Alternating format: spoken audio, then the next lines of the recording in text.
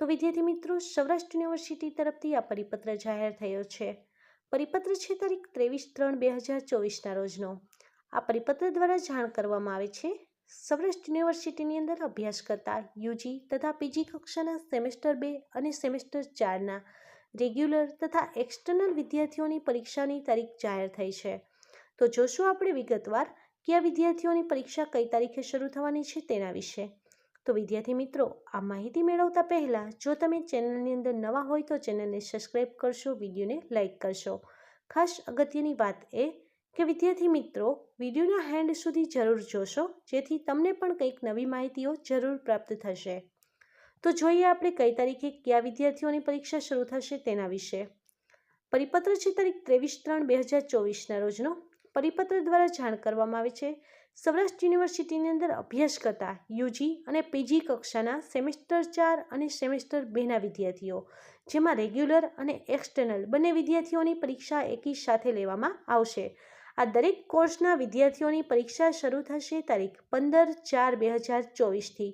પરીક્ષા પૂર્ણ થવાની તારીખ કોર્સ વાઇઝ અલગ અલગ રહેશે. અહીંયા કોર્સના નામ આપેલા છે, જેમાં આર્ટ્સના, મેનેજમેન્ટના, કોમર્સ, સાયન્સ, હોમ સાયન્સ, લો, પરફોર્મિંગ, રૂરલ સ્ટુડ અને એજ્યુકેશન.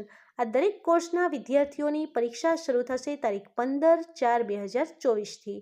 તો વિદ્યાર્થી મિત્રો, હવે તમારે પણ આ પરિપત્ર અથવા તો આ પીડીએફ ડાઉનલોડ કરવી હોય તો તમારે પણ આપણા યુટ્યુબ ચેનલ ઉપર, ટેલિગ્રામ અને આપણા ઇન્સ્ટાગ્રામ ઉપર દરેક જગ્યાએ અપલોડ કરેલ છે.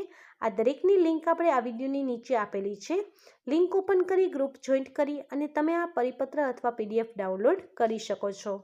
તો વિદ્યાર્થી મિત્રો, ખાસ અગત્યની વાત એ, જે વિદ્યાર્થીઓ સૌરાષ્ટ્ર યુનિવર્સિટીમાં એમકોમ સેમેસ્ટર 1થી 4ની અંદર અભ્યાસ કરે છે તે વિદ્યાર્થીઓ માટે આપણે આપણી યુટ્યુબ ચેનલ ઓલ એક્ટિવિટીના પ્લેલિસ્ટ ઉપર જશો. ત્યાંથી તમને એમકોમ સેમેસ્ટર 1થી 4ના દરેક સબ્જેક્ટના વિડીયો જોવા મળશે તથા એકાઉન્ટના દાખલાના સોલ્યુશન તમને જોવા મળશે તથા પરીક્ષા સમયે ઉપયોગી રહે તેવા દરેક સબ્જેક્ટના આઈએમપી પ્રશ્નના વિડીયો પણ તમને જોવા મળશે.